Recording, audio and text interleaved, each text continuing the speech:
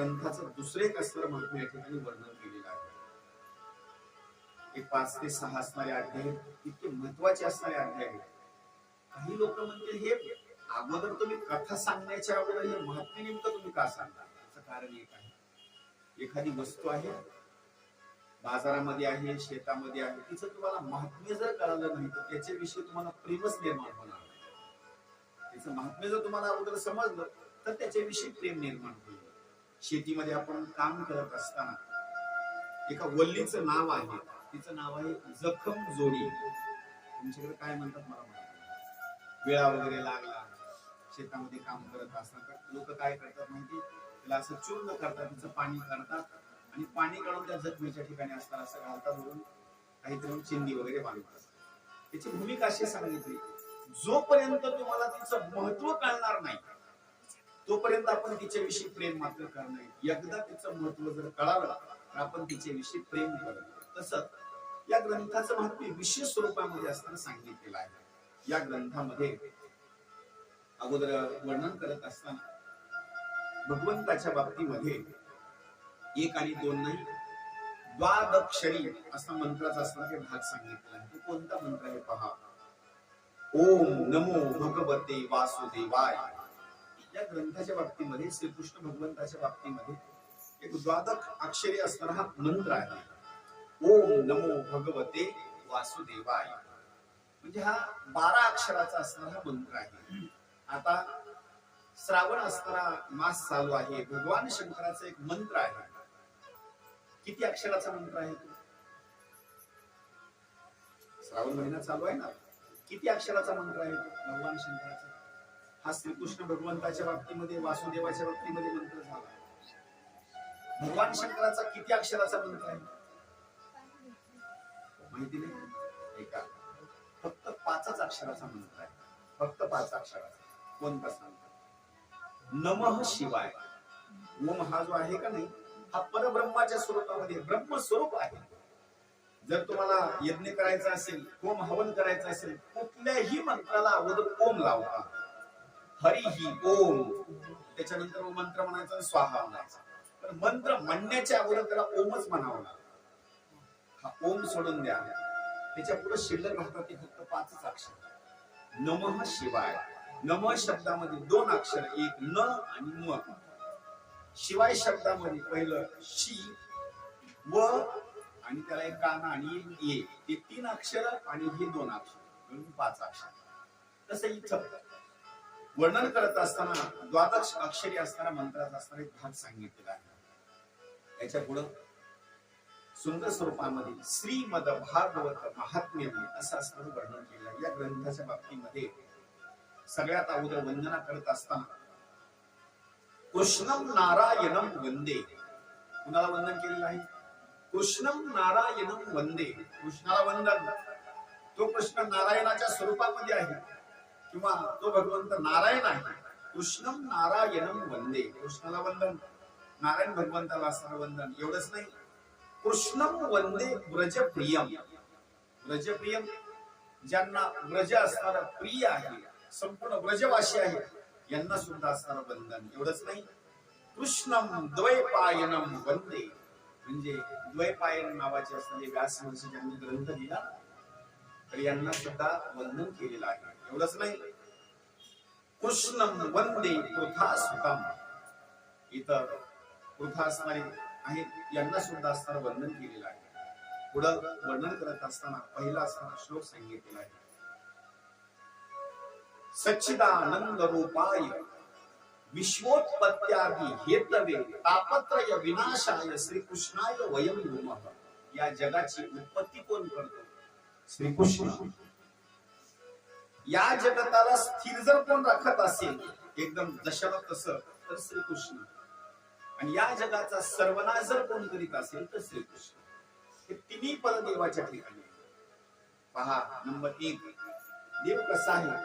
तो सत आहे. सत म्हणजे खरा आहे तो देव. याला एक विशेष रूपामध्ये सांगतात. नेमकं सत कुणाला म्हणायचं आणि सत्य कुणाला म्हणायचं याची व्याख्याच अशी केलेली आहे, ज्याचा 3 कालामध्ये बाध होत नाही किंवा 3 कालामध्ये ज्याचा नाश होत नाही त्याचं नाव सत आहे किंवा सत्य आहे. छोटासा प्रश्न विचारतो. आता आपण दिसतो, आपलं शरीर दिसतं, आपण स्वतः दिसतो. असं दिसत नसाल तर आरशाच्या समोर गेल्यानंतर तर दिसतो की नाही? आपण दिसतो, नाही का? एक छोटासा प्रश्न असा आहे, आता आपला जन्म आहे, आपण लहानाचे मोठे झालो, आपण दिसतो. या जन्माच्या अगोदर आपण कुठे होतात एवढं मला सांगा बरं. आहे माहिती कोणाला? आणखी मातृभावर बोलतो, एक ना एक दिवस मला मरायचंय, तुम्हाला मरायचंय, प्रत्येकाला मरण आहे. मरण झाल्याच्या नंतर आपण कुठे जाणार कोणाला सांगता येईल? कुणाला सांगता येईल? आता आणखी सांगतो, मागलं माहिती नाही, मरण झाल्याच्या नंतर कुठे जायचंय हे माहिती नाही. मग आता दिसतो हे तर तरी खरं आहे. आता तुम्ही दिसता, मी दिसतो, हे तरी खरं आहे. हे पण खोटच आहे. का खोट आहे? हे आशाला असं राहणारच आहे का? अजिबात राहणार नाही. महाराज, लहानाचे मोठे कसे झालो हे आपल्याला पत्ता लागणार नाही, तरुण कसे झालो हे आपल्याला पत्ता लागणार नाही, आणि म्हातारे कसे झालो हे पण पत्ता लागणार. प्रत्येक वेळेला देव सूचना देतो पण त्या सूचनेचं आपण पालन करीत नाही. डोक्याचे केस पांढरे होण्याकरता सुरुवात झाली की असं समजायचं आपण आता मार्गाला लागलो. पण लोक तरी सावध होत नाही. त्याला काय करतात माहिती का? डोक्याचे केस पांढरे झाले की पुन्हा गोदरेज हिरडा आणायची, पुन्हा कालवायची, पुन्हा लावायची, म्हणजे त्याला तरुण व्हायचा प्रयत्न करतात. मधून उगवणार तर पांढरे उगवतात ना. म्हणजे हे संदेश दिलेला आहे. दाढ हलण्याकरता सुरुवात झाली, दात पडला, असा संदेश लक्षात ठेवायचा. मार्गाला आपण लागण्याकरता सुरुवात झाली. एक एक गोष्ट, गुडघे दुखायला चालू आहे, कंबर दुखायला चालू आहे, खाल्लेलं पचन होत नाही, अशी गोष्ट लक्षात घ्यायची. मार्गाला लागलो आपण, पण तरी आपण सावध होत नाही. आपल्या आशा मात्र पुढे चलत राहिली. हे आपलं सध्याचं जीवन आहे की नाही, हे सुद्धा खरं मात्र नाही. आणखी एक छोटा प्रश्न विचारतात. शास्त्रामध्ये, ग्रंथामध्ये काय असं वर्णन केलं आहे? मृगजळ म्हणतात. मृगजळाची सोपी व्याख्या मी सांगतो. आपल्या भाषेमध्ये त्याला झळई म्हणतात. झळई तुमच्याकडे काय म्हणतात? झळईच म्हणतात. बरं, झळई संध्याकाळच्या वेळेला दिसते का? सकाळी पहाटे ऐका, ती सकाळीही दिसत नाही आणि संध्याकाळी दिसत नाही. कधी दिसते मग ती? दुपारी दिसते. ऐका, ती फक्त दुपारी दिसते आणि पाण्यासारख्याच्या भूमिकेमध्ये असणारी दिसते. मग कोणी असं जर ठरवलं आता पाऊस थोडासा कमी पडत आहे, आपण काय करू, त्या झळईचंच पाणी पितो आणि साळीला, केळीला, टमाट्याला, जेवढं आपण पिकाला त्याला पाणी देता येईल. तुम्हाला पाणी देता येणार नाही. त्याचं कारण सांगतो की दुपारी जी दिसते का नाही ही सुद्धा खरी नाही. सकाळी तर दिसतच नाही, दुपारी सुद्धा दिसत नाही. तसं आपलं जीवन आहे. मागलचं माहिती नाही, पुढलं माहिती नाही, आणि झळई सारखं आताच असणारे जीवन आहे. महाराज, मग कोण सत्य आहे? फक्त परमात्मा सत्य आहे, देव सत्य आहे, श्रीकृष्ण सत्य आहे. कसा सत्य आहे? ऐका, छोटा प्रश्न सांगा. आपल्या जन्माच्या अगोदर देव होता का? बोला. आपल्या जन्माच्या अगोदर देव होता? नाही. कसं म्हणतात? आपला जो जन्म आहे का नाही, याच्या अगोदर वडील आपले होते. मग ते देवाची पूजा करीत होते का नाही? करीत होते ना. आपले आजोबा देवाची पूजा करीत होते का? करीत होते. असं समजत असेल तर आणखी सोप्या भाषेमध्ये सांगतो, पंढरीश परमात्मा किती युगानं उभा आहे? म्हणजे आपला जन्म तर आता झाला, त्याच्या अगोदर देव होता का नाही? म्हणजे आपल्या जन्माच्या अगोदर सुद्धा देव आहे. पुढला प्रश्न आहे, सांगा आता देव आहे का? आता हो, आता काही जणांना विश्वास नाही, कुठं देव आहे कोण काय नाही. अरे चाले हे शरीर कोणाची सत्य, कोण बोलविते हरिबिन. विचार करा, काही लोक देवाला मानायलाच तयार नाही. पण आता सुद्धा देव आहे. कसा सांगू? सूर्य उदय होतो वेळेची वेळेलाच होतो, उन्हाळा येतो वेळेची वेळेलाच येतो, पावसाळा येतो वेळेची वेळेलाच येतो, थंडी येते वेळेच्या वेळेलाच येते, सूर्य अस्ताला जातो वेळेलाच, हवा चालते, पाऊस पडतो, हे सगळं वेळेला चालू आहे. देव आहे. कुठं आहे? सर्वाघटी राम देहादेही एक सूर्यप्रकाशक संसर्ग देव आहे. बर, आणखी पुढे बोलतो मात्र, आपलं मरण झाल्याचे तर देव राहणार आहे. आपलं मरण झाले असेल तर देव राहणार आहे का नाही? राहणार आहे देव, पुढे सुद्धा देव राहणार आहे. म्हणजे देव कसा आहे माहिती, 3 कालामध्ये सत्य आहे. माग होता, आता आहे, पुढे सुद्धा असणारा तो आहे. देवाच्या बाबतीमध्ये वर्णन केलं आहे. महाराज हा देव कसा आहे, हा त्रिकालाबाधित असताना तो सत्य आहे. देवाच्या बाबतीमध्ये जर वर्णन जर करायचं म्हटलं ना, तुम्ही किती वर्णन करा, ते वर्णन असताना त्या ठिकाणी कमीच पडणार. महाराज या वर्णनाच्या बाबतीमध्ये जर वर्णन करायचं म्हटलं, देव असणारा 3 कालाच्या बाबतीमध्ये असताना तो सत्य आहे. एवढंच नाही, देवाचं चिंतन जर करायचं म्हटलं तर देव असणारा एका ठिकाणी तुकोबाराने सुंदर स्वरूपामध्ये वर्णन केलं आहे. सत्य तू विठ्ठला, गागा हा गाविला जगदाकार, गागा हा गाविला जगदाकार, गागा हा गाविला जगदाकार. सत्य तू विठ्ठला, गागा हा गाविला जगदाकार, गागा हा गाविला जगदाकार. सत्य तू विठ्ठला, सत्य तू विठ्ठला,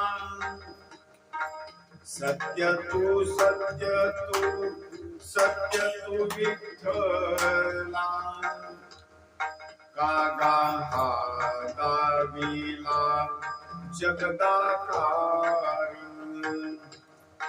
गागा हा गाविला जगदाकार. देवाच्या बाबतीमध्ये वर्णन जर केलं तर देव असताना तो सत्य आहे.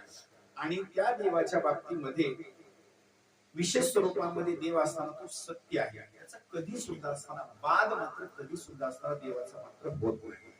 नंबर 1, श्रीकृष्ण भगवंत जगाची उत्पत्ती करतात.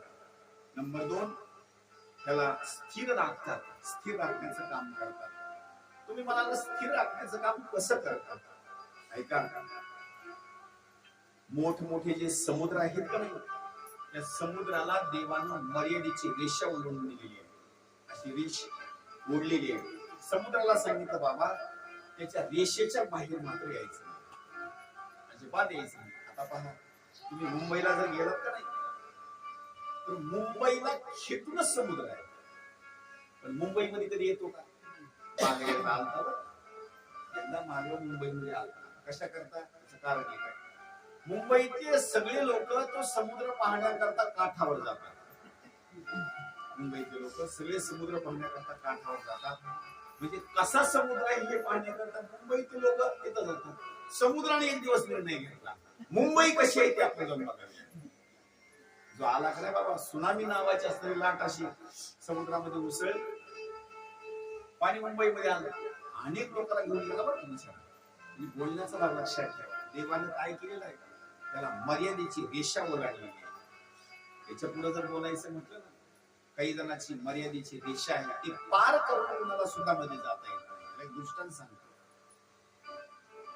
लक्ष्मणानं माता सीते करता एक रेषा ओलांडली होती, अशी बोलली होती. अशी सांगितलं, माता हे जंगल आहे, अरण्य आहे, एक विनंती माझी, इतर मोठमोठे राक्षस आहेत विशाल स्वरूपामध्ये, काहीतरी षडयंत्र करतील, तुमचं अपहरण करण्याचा प्रयत्न करतील, तुम्हाला खाण्याचा प्रयत्न करतील. एक काम करा, मी लक्ष्मण आहे, मी लक्ष्मणाची लक्ष्मण रेषा ओलांडतो, या ठिकाणी ओढतो. फक्त ही रेषा मात्र ओलांडून मात्र दुसरीकडे जायचं नाही, रेषा मात्र ओलांडायची नाही.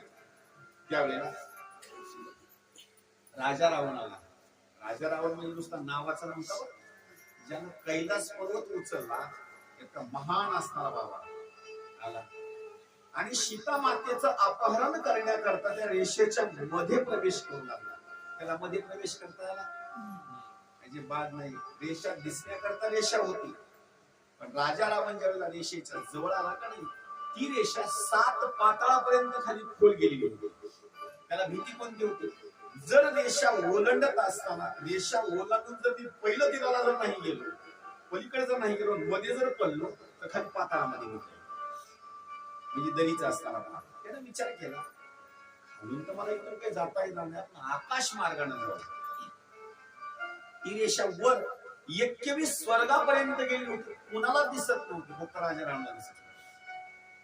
मग राजा रावणाने विनंती केली कप्ताच्या बाबतीमध्ये, भिक्षाच वाढायची असेल तर रेष ओलांडून बाहेर या. सीता मातेने जर रेषा जर ओलांडली नसती ना, तर सीता मातेचं अपहरण झालं नसतं. मला फक्त एवढाच भाग सांगायचा, रेषेला किती किंमत आहे.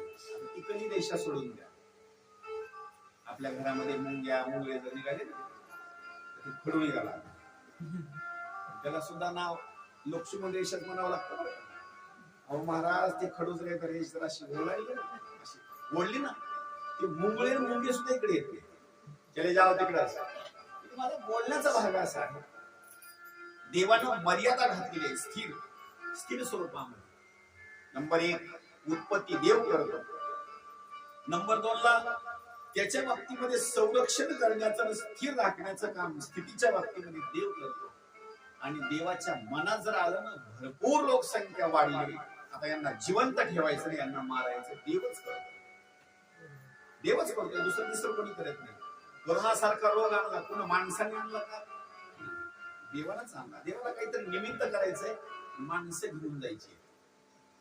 याच्यापुढे आणखी सांगणार, अहो त्रेतायुगामध्ये सुद्धा सीता मातेच्या बाबतीमध्ये निमित्त आहे, फक्त निमित्त आहे सीतेच. अपहरणाच्या बाबतीमध्ये देवाला राक्षस मारायचेच होते. द्वापार युगामध्ये कौरवाचं आणि पांडवाचं निमित्त आहे. या दोघांचा निमित्त करून दुसरे जे राजे लोक मातले होते, यांना देवाला मारायचं, ते निमित्त आहे.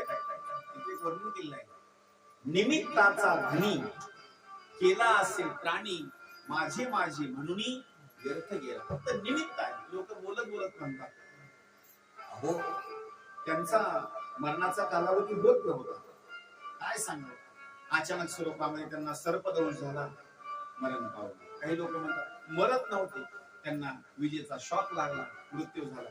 हे डोक्यातून काढून टाका. देवाला काय करायचं माहिती, माणूस घेऊन जात असताना काहीतरी निमित्त करायचे, माणूस असताना घेऊन जायचं. इथं फक्त निमित्ताची असणारी भूमिका सांगितली आहे. पुढे वर्णन करत असताना सांगतात, काल मी तुम्हाला भाग सांगितला, 3 असणारे ताप सांगितले. एक शरीराचा ताप, नंबर 2 लोकाचा ताप, नंबर 3 दैवी याचा असणारा ताप. हे 3 ताप घालवणारे कोण आहेत? फक्त श्रीकृष्ण भगवान. शरीराचा आजार जर कोणाचा बरा होत नसेल तर देवाची प्रार्थना करा, शरीराच्या बाबतीमध्ये आजार सुद्धा कमी होणार. नंबर 2 इतर मंडळीकडून त्रास असेल, पशु पक्षी प्राणी यांच्याकडून त्रास असेल, त्यांचा त्रास तुम्हाला घालवायचा आहे श्रीकृष्ण भगवान. नंबर 3 दैवी शक्तीच्या बाबतीमध्ये एखाद्या वेळेस दैवानं जर एका वेळेस काही रोग वगैरे काही आणले देवाच्या बाबतीमध्ये, तर त्याच्यामधून वाचवणारा जर कोण असेल तर फक्त श्रीकृष्ण. आता कोरोनाचा एवढा रोग आला ना, याच्यामध्ये आपण सगळेजण वाचलो.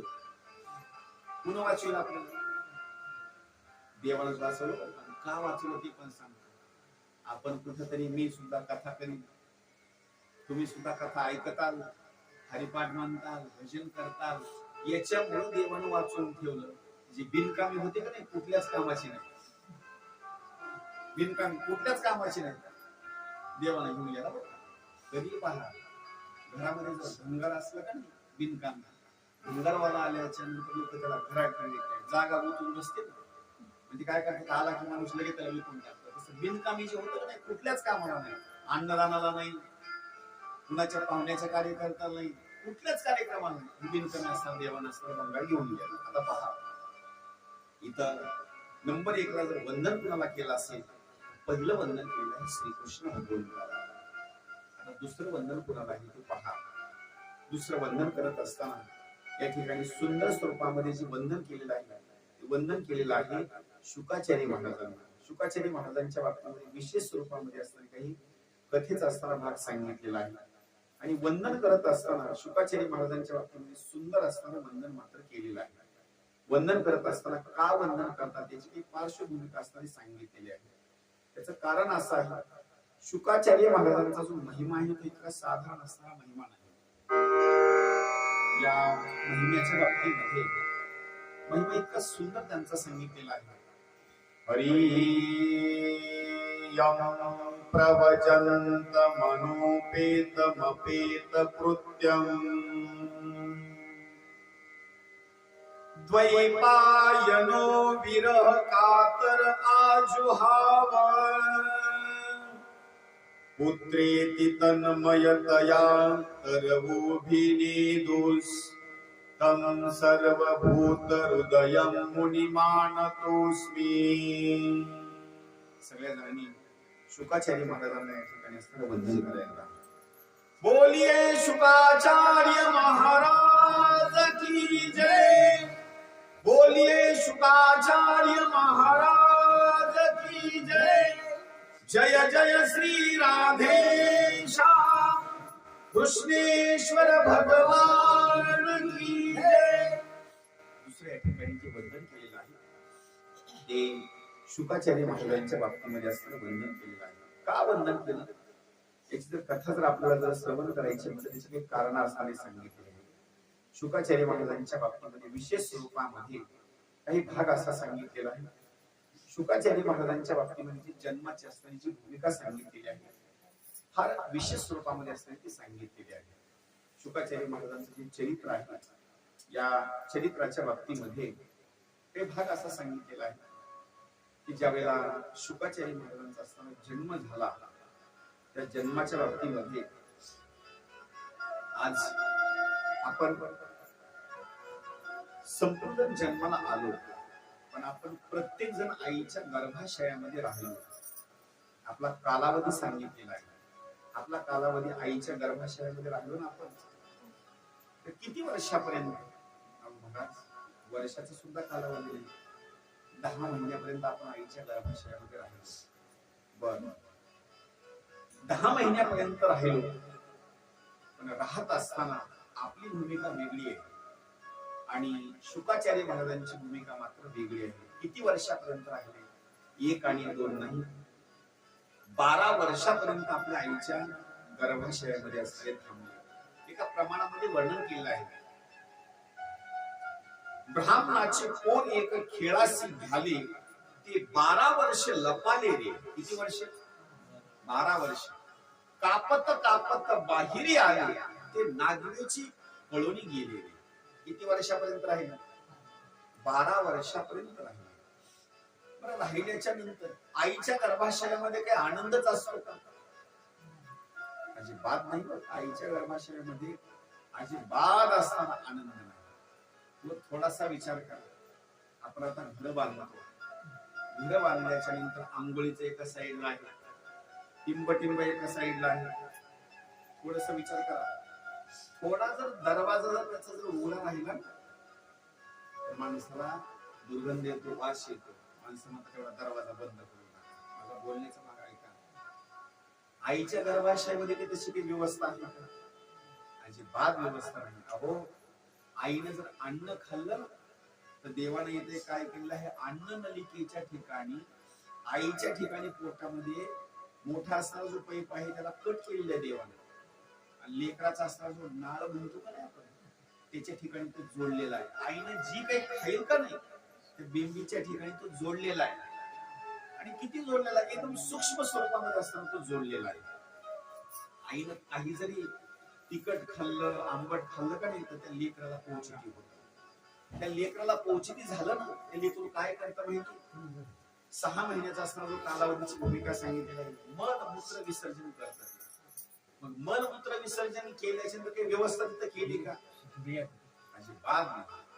काही व्यवस्था केली नाही. मलमूत्राचा असणारा जो काही भाग आहे का नाही मलमूत्र विसर्जन केल्याच्या नंतर लेकराच्या बाबतीमध्ये त्याच्यामध्येच राहतात. नाकामध्ये कानामध्ये अशी किडे असणारे जातात त्याला टोचतात त्याला चाबी घेतात. मग तिथं काही सुखच आहे का? अजिबात त्याला सुख नाही. फक्त एवढंच आहे, आपण सगळेजण जन्माला आलो, पण ते दुःख मात्र सगळेजण विसरून गेलो. सगळे एकलाही माहिती ते दुःख सगळं असणार विसरून गेलो. महाराज, या दुःखाच्या बाबतीमध्ये मी असेल, तुम्ही असेल, इथं प्रत्येकाने तो जन्म घेतला का नाही? सगळ्या जणांनी देवाच्या बाबतीमध्ये प्रार्थना केली आहे, देवा आम्हाला मात्र या गर्भाशयाचं असणारं जे दुःख आहे का नाही, इथं मात्र अजिबात असताना तुम्ही ठेवू नका. काय करा, या गर्भाशयाच्या बाहेर एकदा असताना आम्हाला तुम्ही काढा. देवाने काही प्रश्न विचारलेला आहे, जर या गर्भाशयाच्या बाहेर जर काढलं तर नेमकं तुम्ही काय करता? महाराज, त्या ठिकाणी एकट्यानंच नाही, आपण सगळ्या जणांनी देवाच्या बाबतीमध्ये प्रार्थना केली आहे. प्रार्थना अशी आहे, महाराज, जर देवा तुम्ही आम्हाला इथून जर एकदा जर बाहेर जर काढलं तर दिवस आणि रात्र तुमचं काय करू, आम्ही भजन करण्याकरता सुरुवात करू.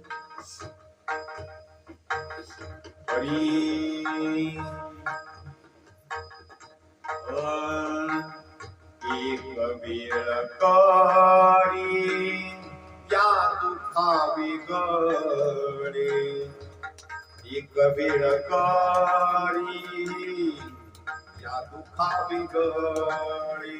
बोला, एक वेळकारी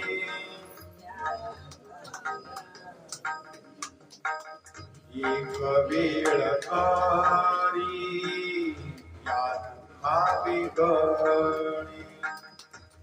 दुरिताचे जाळे उगवूनी, दुरिताचे जाळे उगवूनी, दुरिताचे जाळे उगवूनी, दुरिताचे जाळे उगवूनी.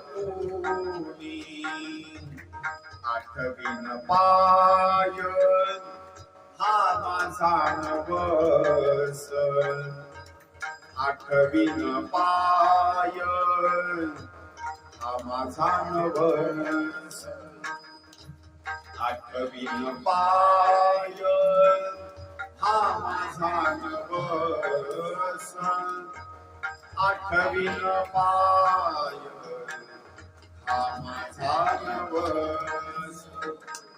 रात्र आणि दिवस पांडुरंगा, रात्र आणि दिवस पांडुरंगा.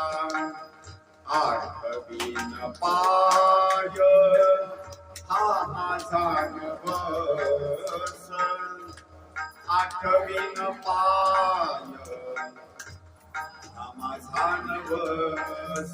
बोला, आठवीन पाय हा माझा नवस, आठवीन पाय.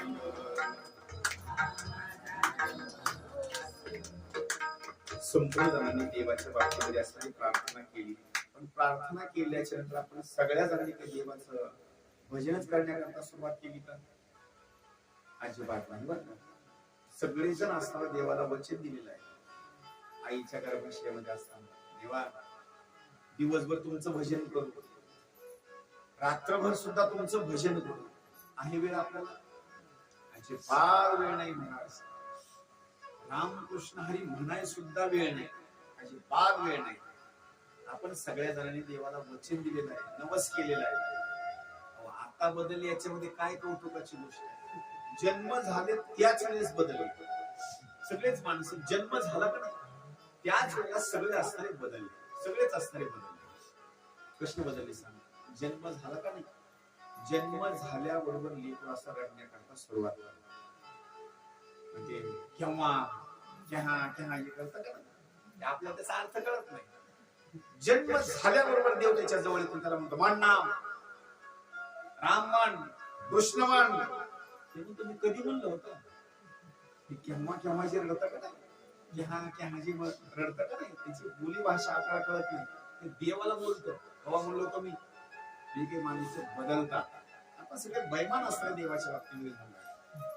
शुकाचार्य महाराजांची सुंदर असणारी कथा सांगितलेली आहे. किती वर्षापर्यंत? 12 वर्षापर्यंत असताना आईच्या गर्भाशयामध्ये थांबले. त्या आईच्या बाबतीमध्ये 2 नाव आहेत. काही ठिकाणी वर्णन केलं आहे सुळजा देवी आणि काही ठिकाणी वर्णन केलं आहे आरणी देवी.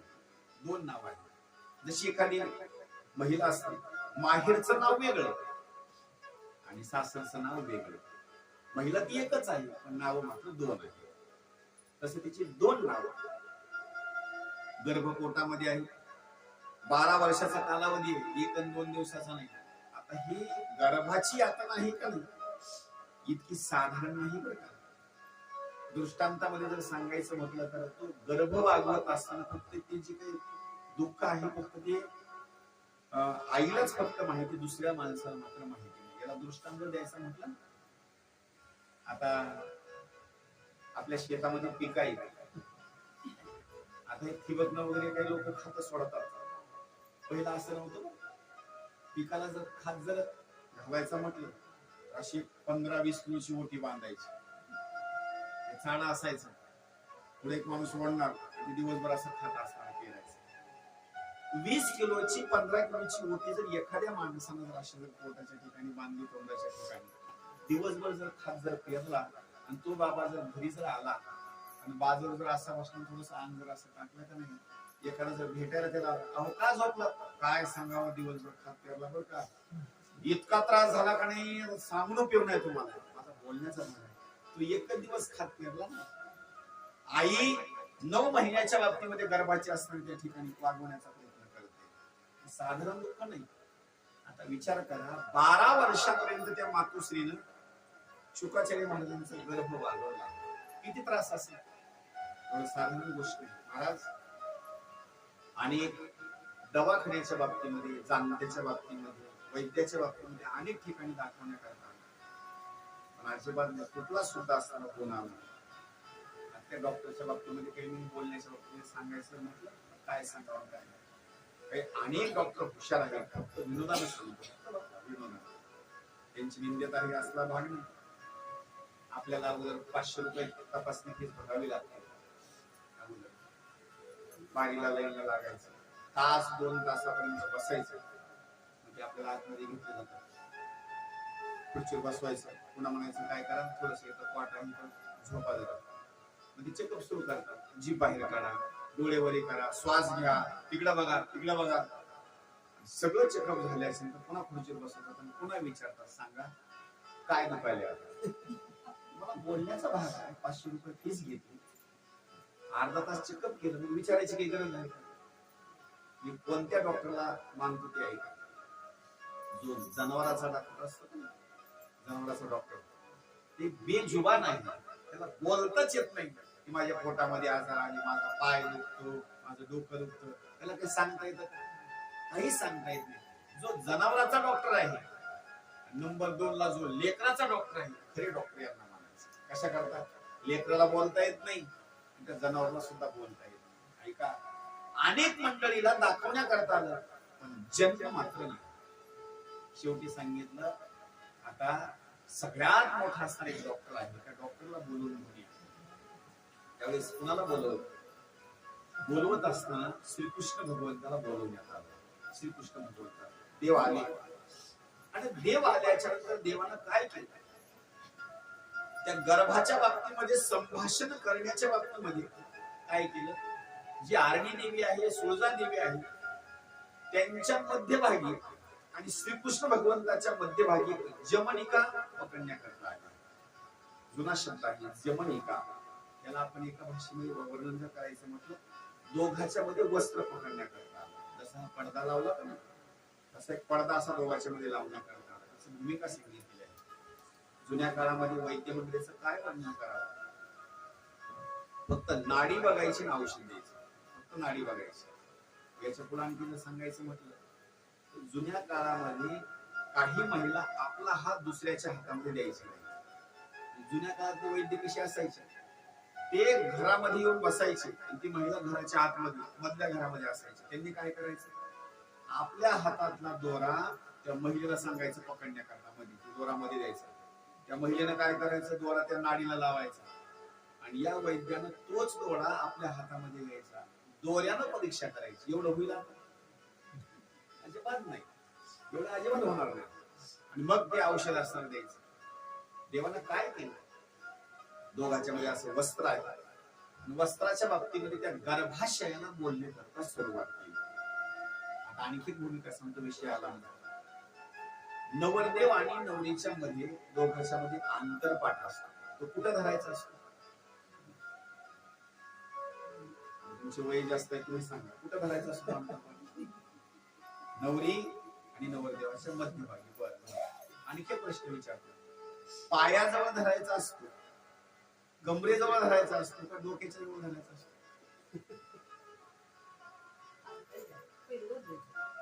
ऐका, ते आंतरपाठ जे आहे का, धरण्याची भूमिका सांगा. एकमेकाचा चेहरा लग्न होईपर्यंत एकमेकांना बघून घ्या.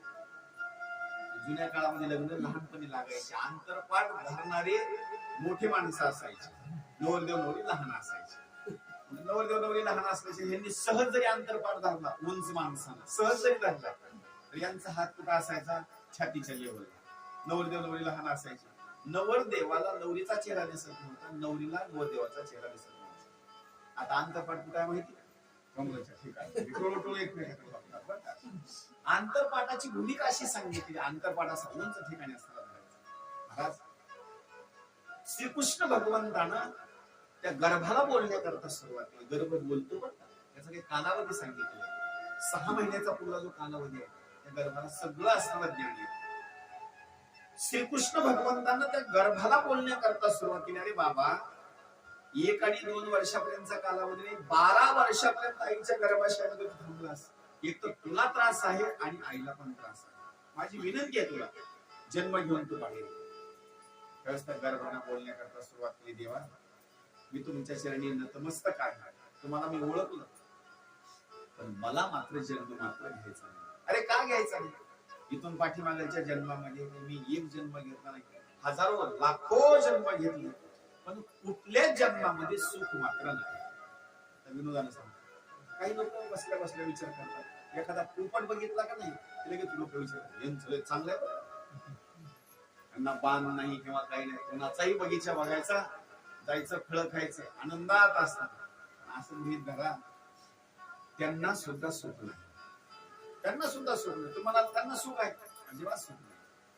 अहो, असा पाऊस जर आला ना, त्यांचा खोपा म्हणा किंवा एखादं खोड असतं, त्याच्यामध्ये त्यांनी घर बांधलेलं असतं, पिल्ले वगैरे कुठं असतात.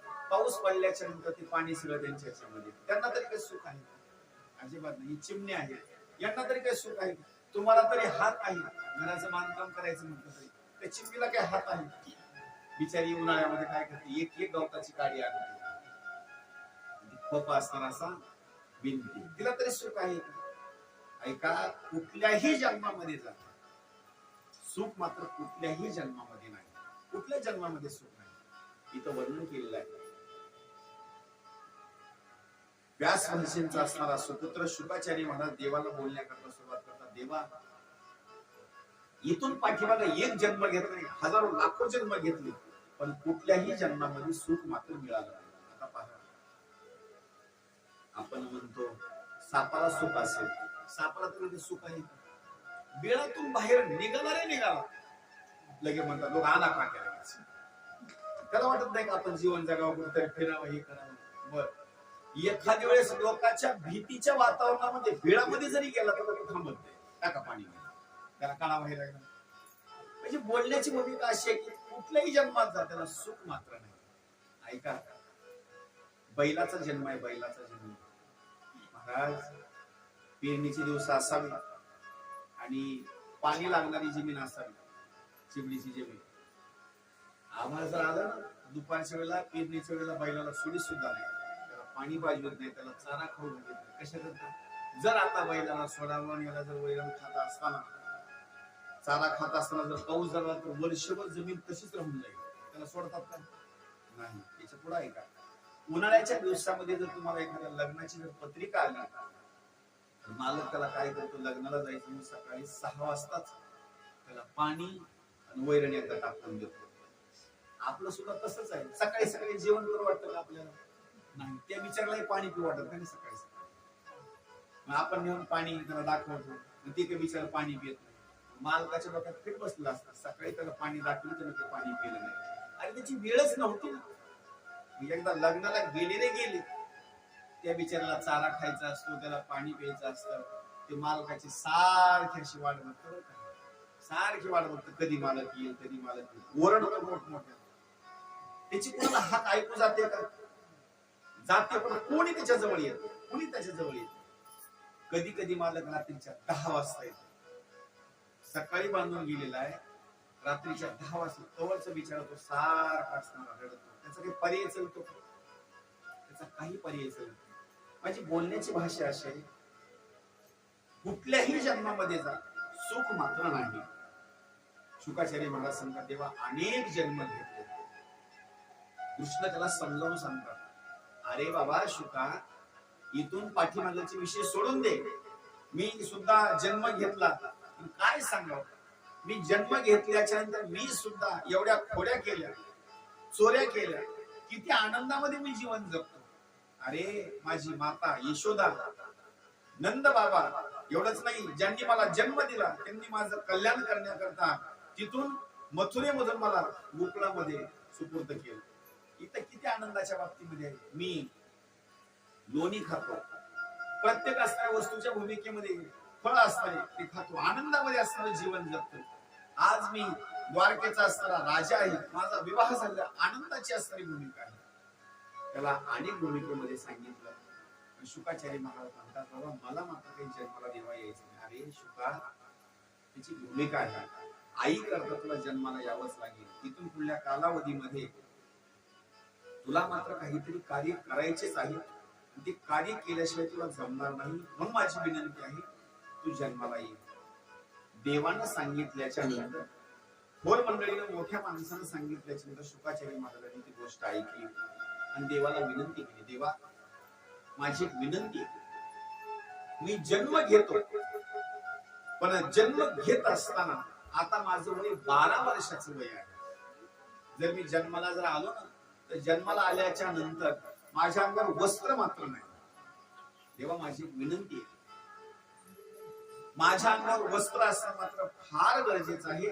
तुम्ही मला असणारं वस्त्र द्या.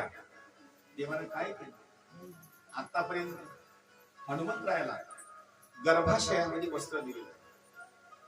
पुन्हा ते वस्त्र घातलेलं गर्भाशयामध्येच असणारं वस्त्र दिलेलं आहे. ज्यावेळेस हनुमंतरायाचा जन्म झाला ना, जन्म झाल्याच्या नंतर अंजनी मातेला सुद्धा हनुमंतरायाचं नग्न दर्शन झालं. किती कौतुकाची गोष्ट आहे. हनुमंतरायाच्या बाबतीमध्ये जे जन्मजात असणारी कोपी नाही, म्हणजे अंजनी मातेला सुद्धा हनुमंतरायाचं नग्न स्वरूपामध्ये दर्शन नाही. आणि इथं सुद्धा दुसऱ्या क्रमांकाला जर जन्मजात असणारी जर कोपील कुणाला दिली असेल तर शुकाचार्य महाराजांना असणारी जन्मजात असणारी कोपील दिलेली आहे. शुकाचार्य महाराजांचा जन्म कसा झाला तो पहा. आपला जो जन्म आहे तो गर्भाशयाच्या बाबतीमध्ये असणारा जन्म आहे. शुकाचार्य महाराजांचा जन्म कानाच्या द्वारे जन्म आहे. जसं आपण गोरक्षनाथ म्हणतो का नाही, त्यांचा जन्म कुठून झाला, उपद्यात असणारा जन्म झाला ना. तसा जन्म होत असताना शुकाचार्य महाराजांचा जन्म हा कानाच्या मार्फत असणारा जन्म झाला. जन्म झाल्याबरोबर त्यांचं वय 12 वर्षाचं आहे. आणि 12 वर्षाचं वय असल्याचे तर त्याच वेळेला त्यांनी निर्णय घेतला, आता मात्र संसारामध्ये थांबायचं नाही, स्वतःचा उद्धार करण्याकरता अरण्याचा रस्ता मात्र पकडायचा. चलण्याकरता असणारी सुरुवात केली. चलत असताना सुंदर स्वरूपामध्ये असताना वर्णन केलं आहे. पुढे चलत असताना आई दुःख करते, वडील हाका मारतात, पाठीमागे मात्र वळून मात्र पाहत नाही. का? त्याचं कारण एक आहे, त्यांचा जो आत्मा आहे, जो जीव आहे, तो संपूर्ण चराचराच्या ठिकाणी त्यांनी व्याप्त केलेला होता. प्रत्येक ठिकाणी त्यांना देवच दिसू लागला. काही ठिकाणी वर्णन केलेलं आहे, जे जे दृष्टी दिसे ते ते हरी रूप आणि पूजा ध्यान जप त्यासी नाही. म्हणून हे प्रत्येक ठिकाणी आपल्याला देव दिसण्याकरता एकच कार्य करावं लागतं, फक्त देवाच्या बाबतीमध्ये सुंदर स्वरूपामध्ये असणार भजन मात्र करणं मात्र फार गरजेचं आहे. म्हणून सगळ्या जण एकदा काय करायचं, सुंदर स्वरूपामध्ये एकदा मधलं असणारे भजन घेऊन सगळ्या जण सुंदर स्वरूपामध्ये टाळी वाजवून असं भजन मात्र करायचं बरं का. हरी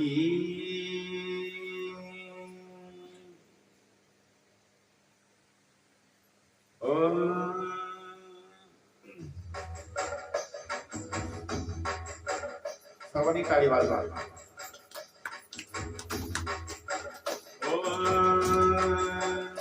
जय जय राधार मन हरि बोल, जय जय राधार मन हरि बोल म्हणा.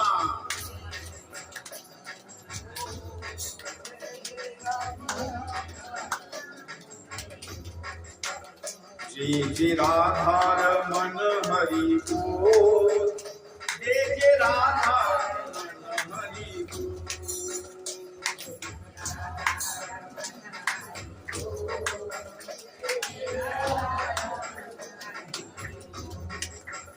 जय जय राधार मन हरि बोल, जय जय राधार मन हरि बोल.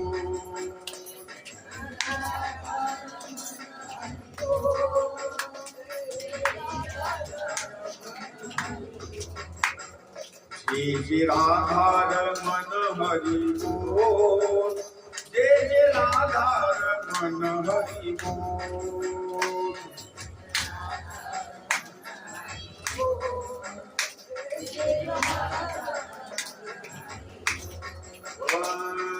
हरि बोल हरि बोल हरि हरि बोल. हरि बोल हरि बोल हरि हरि बोल. जय जय राधार मन हरि बोल, जय जय राधार मन हरि बोल.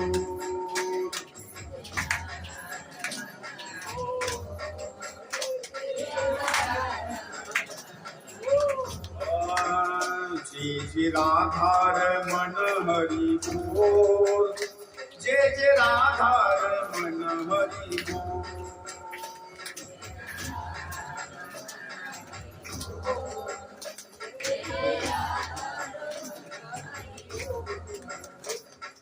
गोविंद बोलो हरि गोपाल बोलो,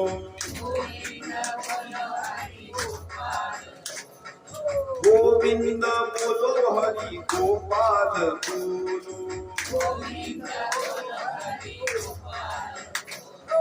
राधार मन हरि गोविंद बोलो,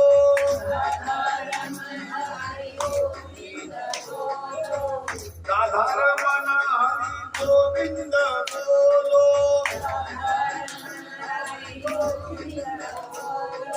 गोविंद बोलो हरि गोपाल बोलो,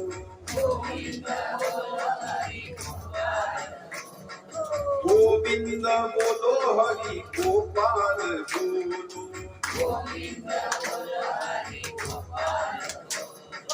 राधार मन हरि गोविंद बोलो,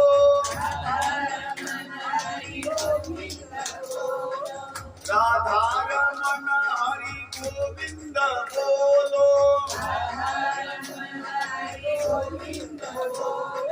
गोविंद बोलो हरि गोपाल बोलो,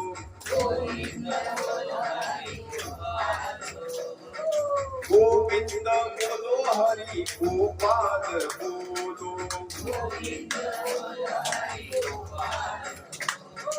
हरि बोल हरि बोल हरि हरि बोल. हरि बोल हरि बोल हरि हरि बोल. जय जय राधार मन हरि बोल, जय जय राधार मन हरि बोल.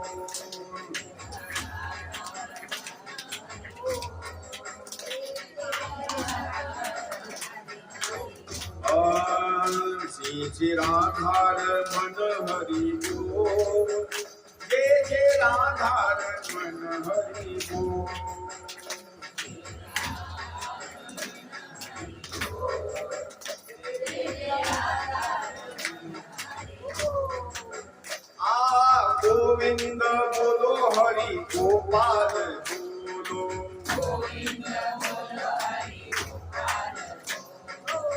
राधारमण हरि गोविंद बोलो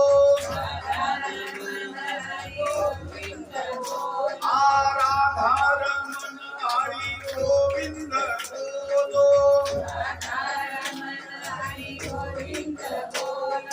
गोविंद बोलो हरि गोपाल बोलो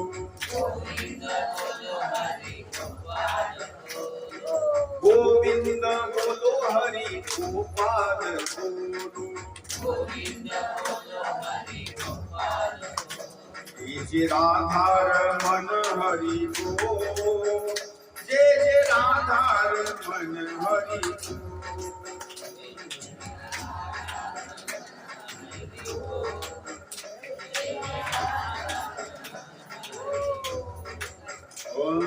गोपाल कृष्ण भगवान की जय महामुनि शुकाचार्य महाराज की जय जय जय श्री राधेशा कृष्णेश्वर भगवान की जय। याच्या पुढल्या स्त्रीची कथा आहे। या कथेच्या बाबतीमध्ये वर्णन करत असताना सुंदर स्वरूपामध्ये ज्यावेळेला शुकाचार्य महाराजांनी अरण्याचा रस्ता पकडला तर अरण्याचा रस्ता पकडल्याच्या नंतर आई रडू लागली। नंबर 2 ला वडील असणारे रडू लागले, हाका मारू लागले, बाळा अरण्याकडे आताच मात्र असताना तू जाऊ नको। त्याचं कारण एक आहे पहा, संसारी असता जरी भेटता, लक्ष करावं आपला शोध थोडासा चुकीचा आहे। संसारी असता जरी भेटता शुकदेव कासया जाता तया लागी। जर संसारामध्ये जर देवच भेटला असता तर शुकाचार्य महाराजांनी अरण्याचा रस्ता का पकडला असता? संसारामध्ये मात्र देव मात्र अजिबात असणार नाही, याला काही दृष्टांत दिलेला आहे। अनेक वेळेला आपण दृष्टांत कीर्तनाच्या बाबतीमध्ये ऐकलं असेल। असं वर्णन करतात एका आजीबाईच्या बाबतीमध्ये घरामध्ये 5 रुपये म्हणा 10 रुपयाचा असणारा डॉलर मात्र कसा खाली पडला, अंधारामध्ये मात्र सापडत नव्हता। त्याजीनं काय केलं, घरामध्ये प्रकाश नव्हता, बाहेर मात्र एका पोलच्या ठिकाणी एक असा बल्ब लावलेला होता। तिनं नाणं कुठं शोधण्याकरता सुरुवात केली, जिथं प्रकाश आहे का नाही तिथं, आणि तो हरवलेला आहे किंवा आपल्याला नसताना तो दिसत नाही, हा कुठं झालेला प्रकार आहे घरामध्ये। शोध कुठं चालू आहे, प्रकाशामध्ये। माझी बोलण्याची भूमिका अशी, आपली चुकीची भूमिका आहे। देवाला आपण शोधत असताना संसारामध्ये शोधतो, संसारामध्ये मात्र तो देव मात्र असताना तो सापडत नाही। इथे भूमिका सांगितलेली आहे। शुकाचार्य महाराजांनी असा अरण्याचा असताना रस्ता पकडला। वडील ज्ञानी होते, वडिलांनी निर्णय घेतला आता माझा मुलगा मात्र परत मात्र येणार नाही, काय करावं काय करावं। शुकाचार्य महाराज पुढं, वडील मात्र पाठीमागे। आता आणखी त्यांचं नाव मात्र ठेवलेलं नाही, नाव आणखी त्यांचं ठेवलं नाही। त्यांचं शुकाचार्य महाराज नाव कसं पडलं ते ऐका। पुढे चलण्याकरता सुरुवात केली, पाठीमागे वडील आहे। आता वडिलाला आपल्या मुलाकरता बोलवायचं आहे, मुलाकरता। आता एक काही ठिकाणी वर्णन जर करायचं म्हटलं, एखादा माणूस पुढे चलतो त्याचं नावच तुम्हाला माहिती आहे, तुम्ही काय करणार माहिती का? पाठीमागे ओ काका, ओ दादा, ओ मामा असं बोलण्याकरता सुरुवात करा। त्याला काहीतरी खुणवणार। इथं काय केलं माहिती, वडिलांनी त्याला बोलवण्याकरता असं करण्याकरता सुरुवात केली। आता मुलगा आहे पुढे चलू लागला, एकदा नाही 2-3 वेळेस असं बोलण्याकरता आपण खुणवतो ना असं। घटना काय घडली, मुलगा पुढे चलू लागला, पुढे चालत असताना मुलानं पाठीमागे वळून बघितलंच नाही, अजिबात पाठीमागे वळून बघितलं। पण घटना काय घडली, त्यांचा आत्मा, त्यांचा असणारा प्राण हा तन्मय झालेला होता। त्यांच्या वतीनं आव मात्र त्यांनी दिली नाही। जेवढे पशु पक्षी होते, वृक्ष होते, त्यांनी ओ देण्याकरता सुरुवात केली। आता हे ओ म्हणजे नेमकं काय माहिती, 4 वाजता 2 महिला बसले, दोघीला काही काम नाही, वय 50-60 वर्षाचं, एक महिला कथा सांगण्याकरता सुरुवात करते. आपल्या सोडचं म्हणा, संसाराचं म्हणा, असं घरांना सांगण्याकरता सुरुवात केली. एक महिला ऐकण्याकरता असते. होय बाई, हो बर का, माझी बोलण्याची भूमिका कळाली का? जर एकलीनं सांगण्याकरता सुरुवात केली, तिकडून जर प्रतिसाद आला तर सांगणाऱ्या माणसाला आनंद वाटतो. ती जर गप्पच बसली का नाही, सांगणारी कथा बंद करते बरं का. मग तिकडून प्रतिसाद आला पाहिजे. इथं कसं आहे पहा, तिकडून बोलण्याकरता सुरुवात आहे, प्रतिसाद पुन्हा आला. पशु पक्षी वृक्ष त्यांनी ओ बोलण्याकरता सुरुवात केली. आणि नाव कसं पडलं पहा, शुक शुक म्हणल्यामुळे नाव शुक. पहिलं नाव बरं का, चार्य नाव कसं पडलं ते पहा. पहिलं नाव शुक, पहिलं नाव शुक आहे. शुक शुक म्हणल्यामुळे शुक नाव. आता चार्य नाव का पडलं आहे का? मुलगा पुढे चालतो, चालत चालत पुढे गेल्याच्या नंतर छोटस असणारं तळ, त्या तळ्याच्या असणारा जिथं पाणी अडवलेलं आहे का, मोठा असणारा तो बाण असणारा, त्याच्यावर शुकाचार्य महाराज असे पुढं चलत चलत असताना जाऊ लागले. पाठीमागून वडील आहे. वडील सारखे हात मारतात, पण मुलगा मात्र पाठीमागे मात्र वळून मात्र बघत. त्यावेळेला काही महिला मंडळी त्या तळ्याच्या ठिकाणी भांडे असणाऱ्या धुवू लागल्या. काही महिला भगिनी कपडे असताना धुवू लागल्या. काही महिला मंडळी स्नान करू लागल्या. आता हे घरोघर बोर वगैरे असणारी झाल्यामुळं, घराकडे नळ आल्यामुळं तुम्हाला धुणं धुण्याकरता किंवा कार्य करण्याकरता बाहेर जाण्याची गरज नाही. पण जुना काळ एक असा होता, जर धुणं वगैरे धुवायचं म्हटलं का नाही, कुठेतरी नदीला जायचं, तळ्याच्या ठिकाणी असताना जायचं. ते जुना असताना कालावधी. ज्या वेळेला शुकाचार्य महाराज पुढे चालतात आणि पाठीमागच्या साईडला असणारे व्यास महर्षी चालतात. घटना कशी आहे पहा. शुकाचार्य महाराजांनी चालण्याकरता सुरुवात केल्याच्या नंतर जेवढ्या महिलांनी शुकाचार्य महाराजांकडे बघितलं, त्यांच्याकडे बघितल्याच्या नंतर आपल्या हातातलं काम मात्र बंद केलं नाही. ज्या भांडे धुवू लागल्या का नाही, त्यांनी भांडे धुण्याकरता सुरुवात केली. त्यांच्या मनामध्ये विकार अजिबात नाही, भांडे धुण्याकरता सुरुवात केली. नंबर 2, ज्या महिला धुणं धुवू लागले, कपडे धुवू लागले, त्यांनी सुद्धा ते कार्य आपलं चालूच ठेवलं. नंबर 3, काही महिला त्या तळ्याच्या ठिकाणी स्नान करू लागले, त्यांनी आपलं जे कार्य आहे स्नान करण्याचं चालू ठेवलं. त्याला दृष्टांत एखाद्या वेळेस आपण कपडे धुत असाल, स्वयंपाक करत असाल किंवा स्नान करत असाल, एखादं रांगणारं लेकरू जर शेजारचं आपल्या घरी आलं तर कार्य बंद करतो का आपण? कार्य बंद करतो. तिथं जर एखादा तरुण माणूस आला तर मग काय करतो आपण? आपल्या वस्त्राला सावरण्याचा प्रयत्न करतो, डोक्यावर बदल घेण्याचा प्रयत्न करतो. इथे भूमिका सांगितली. शुकाचार्य महाराज चालत असताना त्यांनी मात्र आपलं कार्य चालूच ठेवलं. पाठीमागून वडील आले. वडिलांना जेवढ्या या महिलांनी बघितलं, त्यांनी आपल्या हातातले काम मात्र बंद करून टाकले. भांडे धुणारी जी महिला होती त्यांनी काम बंद केलं. जो पदर आपल्या खांद्यावर आला होता तो डोक्यावर मात्र घेतला. जी धुणं धुणारी महिला होती त्यांनी सुद्धा थोडस वस्त्र सावरण्याची भूमिका केली. जी महिला स्नान करू लागली त्यांनी थोडस आपलं शरीर पाण्यामध्ये असतं असं टाकण्याकरता सुरुवात केली.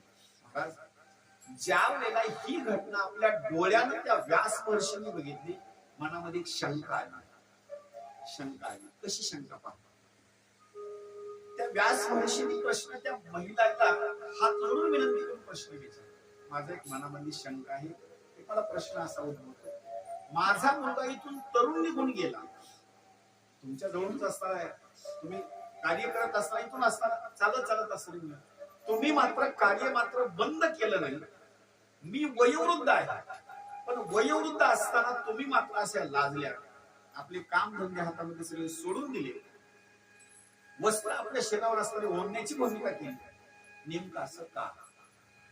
त्यावेळेस त्या माता गोड उत्तर दिलं. महाराज बरं सांगायचं म्हटलं ना, तुमचा मुलगा तरुण आहे, पण त्याच्या हृदयामध्ये काम नाही, क्रोध नाही, लोभ नाही, मदमत्सर नाही, अहंकार नाही, कुठलाच विकार नाही. तुमचं वय जास्त आहे, पण तुमच्या शरीरामध्ये सगळ्या जणांचं वास्तव्य आहे. तरी लोक म्हणतात बोलत बोलत बरं का, एवढं वय झालं पण आणखी वागायची अक्कल आहे. कळलं का? म्हणजे वय जरी झालं, सगळा जरी माणूस पिकून गेला, तरी वागायची वेदना अक्कल येत नाही. इथे बोलण्याची भूमिका अशी, तुमचं वय आहे पण तुमच्या हृदयामध्ये काम, क्रोध, लोभ, मद, मत्सर आहे. ती गोष्ट पुन्हा ऐकली ती ऐका. ज्यावेळेस त्या महिलांनी वर्णन केलं का नाही, ही गोष्ट सुपुत्रानं शुकाचार्य महाराजांनी ऐकली. खरंच माझ्या वडिलाच्या पोटी, यांच्या पोटी मी जन्माला आलो, त्यांचा मी मुलगा आहे, पण बापापेक्षा मी श्रेष्ठ आहे. एवढाच गर्व कानाने असताना ऐकला. मुलगा पुढे चलू लागला. मुलगा परत येत नाही त्यावेळेला आपल्या मुलाला समजावून सांगण्याकरता व्यासमहर्षीने बोलण्याकरता सुरुवात केली. अरे बाळा, मला माहितीये तू आता परत येणार नाहीस, तुला जायचे ना बाबा, मोकळ्या मनानं असणार तू निघून जा, पण कुठेही जाऊ नको, तुला जायचंय ना. मी असं ठिकाण सांगतो तिथं जा, दुसरीकडे मात्र कुठे मात्र तू जाऊ शकतो.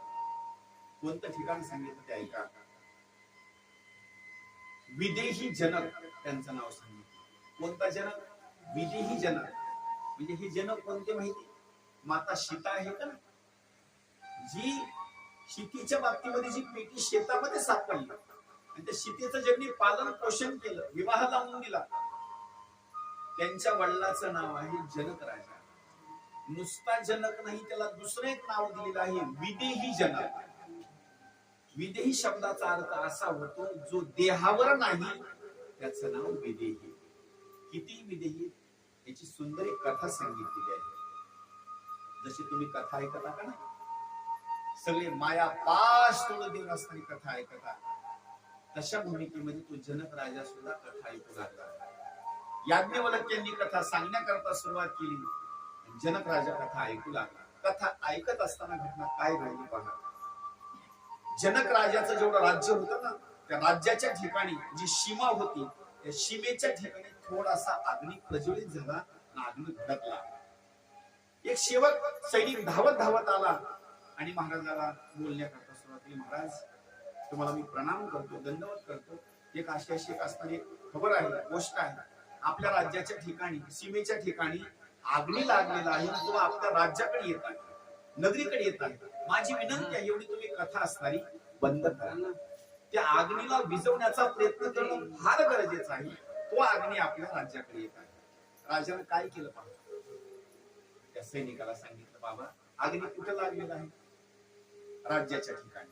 मग त्या राज्याच्या ठिकाणी म्हणजे सीमेच्या ठिकाणी अग्नी लागला, तिथून नगरीपर्यंत येण्याकरता काही लगेच येईल का तो? त्याला जळत जळत येण्याकरता उशीरच लागला. इथं आल्याच्या नंतर बघू आपण, कथा बंद नाही करायची. कथा कोण ऐकतो? जनक राजा. उठला सुद्धा नाही, अजिबात नाही. तो अग्नी नगरीपर्यंत आला. ज्यावेळेला हा अग्नी नगरीपर्यंत आला, नगरीपर्यंत आल्याच्या नंतर मग मात्र सेवकाने सांगितलं, महाराज आता काय करा, कथा मात्र बंद करा. कथा मात्र बंद करण्याची फार गरजेची असणारी भूमिका आहे. त्याचं कारण एक आहे, नगरीच्या जवळ असताना अग्नी आलेला आहे. राजाने हसून उत्तर दिलं, आतापर्यंत फक्त नगरीपर्यंतच आलाय, मध्ये तर आला नाही ना, मग कथा बंद करू, चलू द्या कथा. तो अग्नी प्रज्वलित होऊन नगरीमध्ये आला. लोक रडू लागले. जिथं कथा चालू आहे त्या मंडपाला येऊन अग्नी लागला. सैनिकांनी सांगितलं, महाराज आता कथा बंद करा, मंडप पेटलाय. सांगितलं, आताशी कुठं मंडपाला लागलेला आहे, माझ्या जवळ येण्याकरता आणखी त्याला वेळ लागला. अग्नी जवळ आला. जवळ आल्याच्या नंतर राजाचा एक पाय अग्नीमध्ये जळू लागला, तरी राजा उठला नाही.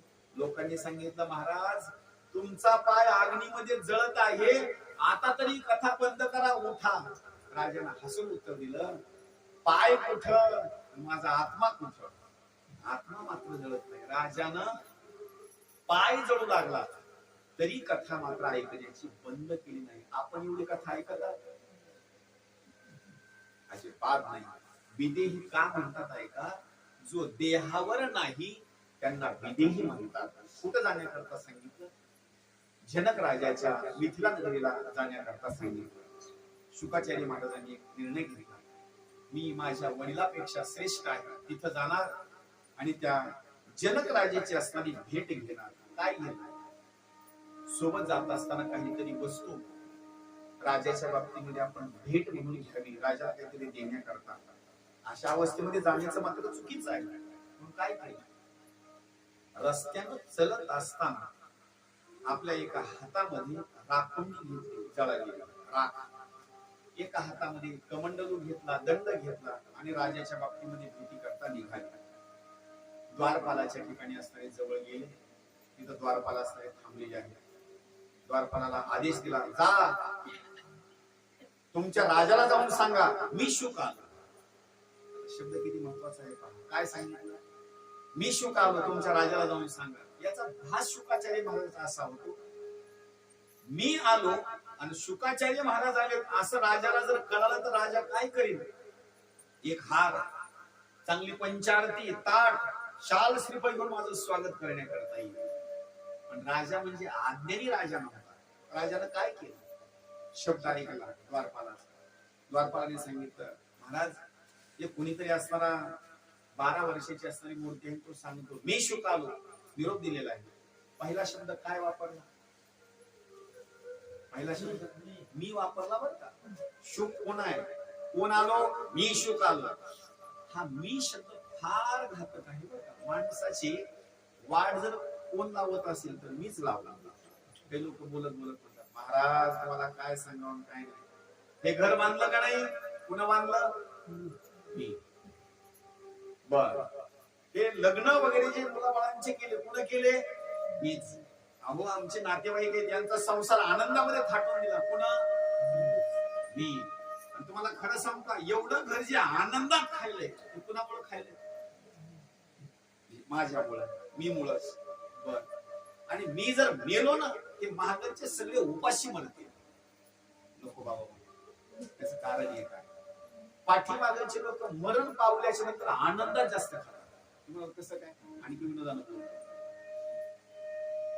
एरवी तुम्ही, आता तुम्ही कथा ऐकायला, काही जण सकाळी फक्त चहाच घेतला, चहाच घेतला, आणखी त्यांनी जेवण केलं. आणखी सांगतो, कुठं जर प्रेत असेल का नाही आणि प्रेताला आगमन संस्कार केला, घरी जर आले ना, आंघोळी जर केलं तर खाण्याकरता बेसन भाकरी बनवतात. एरवी माणसं कमी खातील, पण तिकडून आले कशी पोटामध्ये आग पडलेली असते बरं का. एक खाणारा माणूस 1.5 भाकरी खातो. माझी बोलण्याची भूमिका अशी आहे, लोकांची असे मानसिक संतुलन आहे की मागायचे लोक उपाशीच मरतील. डोक्यातून काढून टाक अजिबात. जववरी मीन माझे तुटे, तववरी आत्माराम कैसे मी भेटे. जर तुम्हाला देवाचीच भेट जर करून घ्यायची असेल, पहिलं मी मात्र काढून टाका. मी मात्र काढून टाकणं फार गरजेचं आहे. शुकाचार्य महाराजांनी बाहेरून सांगायचं, तुमच्या राजाला सांगा मी शुक आला. राजा फार हुशार, फार ज्ञानी. किती ज्ञानी असं वर्णन जर करायचं म्हटलं, ऐका, आपण सगळे प्रभू श्रीरामचंद्रजीचं भजन करतो. सगळेजण देवाला आपण देव समजतो, पण त्या देवाचा तो सासरा आहे. कुणाचा? रामाचा तो सासरा आहे. म्हणजे तो काय साधारण बाबा असेल का? तो विचार करा, तो सासरा आहे. तो म्हणजे विचार जर करायचा म्हटलं तर जावाई सासऱ्याच्या पाया पडतात, पण तो का नाही. म्हणजे जनक राजा साधारण समजू नका, विदेही महात्मा आहे. महाराज जनकानं ओळखलं, फक्त या शुकाचार्याला गर्व झालेला आहे म्हणून सारखा म्हणतो मी शुक आलो, मी शुक आलो. राजा सुद्धा त्याच क्वालिटीचा आहे. राजानं सांगितलं द्वारपालाला, जाऊन त्या शुकाचार्याला जाऊन सांगा, शुकाला सांगा सोबत जे आणलं ते टाकून दे. त्याला कळायला पाहिजे सोबत काय आणले. त्यानं काय आणलं? त्यानं विचार केला. राजाला सांगितलं सोबत आणले टाकून दे. त्यानं आणलं होतं काय? राख खाता तिने टाकून. परत राजाला निरोप दिला, जाऊन तुमच्या राजाला सांगा मी शुक आलो. राजाने परत निरोप दिला, सोबत आणलं ते टाकून दे. त्यानं लगेच दंड टाकून दिला. परत निरोप दिला, अरे बाबा सोबत आणलं ते टाकून दे. त्यानं कमंडलही टाकून दिला. त्याला विचार केला, सारखा माझा निरोप जातो, राजा आतमधून निरोप देतो, सोबत आणलेलं टाकून दे. काय आणलं होतं? अंगावर तो वस्त्र नाही, फक्त लंगोटीवर का, दुसरं काही नाही. त्याने विचार केला शुकाचार्य महाराजांनी, आता सोबत दुसरं अंगावर तर काही नाही, फक्त लंगोटीच आहे. त्या लंगोटी सुद्धा टाकून दिली. परत राजाला निरोप दिला, जाऊन तुमच्या राजाला सांगा मी शुक आलो. तरी राजाने कुठून निरोप दिला, सोबत आलं ते टाकून दे. आता काय सोबत आहे? काही सोबत नाही. 1 आणि 2 दिवस नाही, 7 दिवसापर्यंत मिथिला नगरीची असणारी जी भूमी आहे, जे द्वारपाल जिथे थांबले त्या नगरीच्या बाहेर शुकाचार्य महाराज 7 दिवसापर्यंत थांबले. दिवसाचे 12 तास, रात्रीचे 12 तास, किती दिवस? 7 दिवस. असे 7 दिवसाची भूमिका, 7 दिवस एकाच ठिकाणी थांबले. विचार करता नेमकं मी काय सोबत आणलं, नेमकं मी काय सोबत आणलं. 7 दिवस झाल्याच्या नंतर त्यांना कळालं फक्त मी सोबत दुसरं काही आणलं नाही, फक्त मी सोबत आणलं. त्यांनी 7 दिवस मिथिला नगरीच्या बाहेर थांबले. त्यांना कळालं मी सोबत आणलं. आपले वय संपत आले तरी आपल्याला कळत कळले का आपल्याला? अजिबात नाही. ऐका, गोष्ट लक्षात आली. लक्षात आल्याच्या मग मात्र त्या द्वारपालांना बोलण्याकरता सुरुवात केली. सांगा, तुमचे जे राजा आहेत ना, जनक राजा, त्यांना माझी विनंती आहे. त्यांचा कुणीतरी तिथे दास आलेला आहे, त्यांचा कुणीतरी सेवक आलेला आहे, एक शिष्य आलेला आहे. माझी विनंती आहे, मला त्यांची भेट घ्यायची आहे, दर्शन घ्यायचं आहे. फक्त माझी या ठिकाणी असणारी भूमिका आहे. राजांना सांगा की परवानगी असणारी देण्याकरता सांगा. महाराज ज्या वेळेला ही गोष्ट समजली, शुक हा आता या ठिकाणी हातानं झालेली जी चूक आहे ती शुकाचार्य महाराजांच्या लक्षामध्ये आलेली आहे. राजाने ओळखलं. राजाने काय केलं? सुद्धा पंचारती, हार, संपूर्ण असणारी साधन सामुग्री सोबत घेऊन आले. शुकाचार्य महाराजांचं स्वागत केलं आणि स्वागत केल्याच्या नंतर परत एकदा परीक्षा घेतली. कशी पहा, असंख्य असणाऱ्या महिला, एक असणारा महल, रात्रीची विश्रांती घेण्याकरता तिथे थांबवलं. विश्रांती घेतल्याच्या नंतर सकाळी महिला मंडळीला विचारलं, याच्याजवळ काम, क्रोध, लोभ, मनमत्सर काही आहे का नाही? त्या महिला मंडळीने सांगितलं, हा निर्विकल्प चांगल्या समाधी अवस्थेमधला असणारा हा शुक आहे. त्या जनक राजाने जो उपदेश केलेला आहे तो शुकाचार्य महाराजाला केलेला आहे. उपदेश केला आणि उपदेश केल्याच्या नंतर अरण्यामध्ये जाऊन शुकाचार्य महाराजांनी तपश्चर्या करण्याकरता सुरुवात केली. आणि तपश्चर्या करण्याकरता सुरुवात केल्याच्या नंतर इंद्र भगवंताला असं वाटलं की आता माझं मात्र पद मात्र राहणार नाही. त्यांनी काय केलं? एका रंभेला असणारा, अप्सरेला असणारं पाठवून दिलं. त्या रंभेनं काय केलं? अहो, इथं का तुम्ही नेमकी तपश्चर्या करता? माझी विनंती आहे, तुम्ही माझ्यासोबत विवाह करा. शुकाचार्य महाराजांनी प्रश्न विचारला, कशा करता? माझी एक अपेक्षा आहे. तुमचं जे सौंदर्य आहे ना, माझ्या पोटी तसाच मुलगा जन्माला यावा, माझी एक अपेक्षा आहे. शुकाचार्य महाराजांनी हात जोडून सांगितले, एक काम करा, मी तुमच्या सोबत विवाह करणार नाही, मलाच तुम्ही तुमचा असणारा सुपुत्र माना. किती विचार करण्याची भूमिका आहे महाराज. ज्यावेळेला शुकाचार्य महाराज निर्विकल्प असणारी जी काही समाधी आहे त्या समाधीच्या भूमिकेमध्ये ज्यावेळेला गेलेले आहे, तिथं मात्र सुंदर स्वरूपामध्ये मग मात्र गोष्ट कळाली. यांचा जो महिमा आहे तो साधारण असणारा तो महिमा नाही. कुणी ते एक वर्णन केलेलं आहे. दुसरं वंदन जर कुणाला केलं असेल तर दुसरं वंदन करत असताना शुकाचार्य महाराजांना वंदन केलेलं आहे. आता हे जे वंदन आहे ते वंदन करत असताना म्हणतात, यम प्रवजंत मनुपेत मपेत कृत्यम द्वैपायनो विरह कातर आजुहाव पुत्रेति तन्मय तया करउभे निदुष्टम सर्वभूत हृदय मुनी मानतोस्मी. दुसरं वंदन शुकाचार्य महाराजांनी या ठिकाणी केलेलं आहे. का? त्याचं कारण एक असं आहे, पुढे आपल्याला कथा ऐकण्याकरिता मिळणार आहे. भूमिका अशी सांगितलेली आहे, राजा परीक्षितला जर कथा जर कोणी सांगितली असेल तर शुकाचार्य महाराजांनी कथा सांगितलेली आहे. म्हणून दुसऱ्या क्रमांकाला वंदन या ठिकाणी जे केलेलं आहे ते वंदन आहे शुकाचार्य महाराजांनी. आता तिसरं वंदन कुणाला आहे ते पहा. नैमिषे सुतमासीन मभी वाद्य महामतीन कथामृत रसा स्वाद कुशलः शौनको ब्रवीत. तिसरं वंदन सूत महर्षीला असणारं केलेलं आहे. त्याचं कारण एक आहे. सूत महर्षीला का वंदन? त्याचं कारण एक आहे. सूत महर्षींनी हीच कथा शुकाचार्य महाराजांकडून सुंदर स्वरूपामध्ये ऐकलेली आहे. जर कोणी तीर्थयात्रा करत जर गेलं तर नैमिषारण्यामध्ये सुद्धा यात्रेकरता जातात. नैमिषारण्यामध्ये आणि तिथं जुन्या कालावधीमध्ये हजारो असणारे शौनक आहेत. त्यांनी फार मोठा एक असणारा यज्ञ केला. त्या यज्ञामध्ये सूत महर्षीचं असणारं आगमन झालं. त्यांना उच्च सिंहासनावर असं बसवलं. आसनावर हात जोडले, सांगितलं, महाराज आम्ही अनेक वर्षाचा यज्ञ असणार या ठिकाणी ठेवलेला आहे. आमची विनंती आहे या यज्ञामध्ये काहीतरी एखादी सुंदर असणारी आम्हाला एखादी कथा सांगा, आमचा वेळ मात्र या ठिकाणी जात आहे. आता भूमिका अशी सांगितली, जुन्या काळामध्ये माणसाला हजारो लाखो असणारं वर्षाचं आयुष्य होतं, म्हणून त्यांनी 1000 वर्षाचा जरी सप्ताह ठेवला तर जमत होत. आपल्याला एवढं आयुष्य आहे, आपल्याला आयुष्यच नाही. अहो महाराज, खरं आयुष्य आपलं देवानं दिलेलं आहे 100 वर्षाचं. एवढं तरी देव आपल्याला जगू देतो का? एवढं पण जगू देत नाही. बरं, 100 वर्षाचं दिलं, 100 वर्षाचं आपण जगतो का? अजिबात नाही. याच्यातलं अर्ध आयुष्य उरलं किती? 50 वर्ष. त्याच्यामध्ये पुन्हा 3 भाग करा.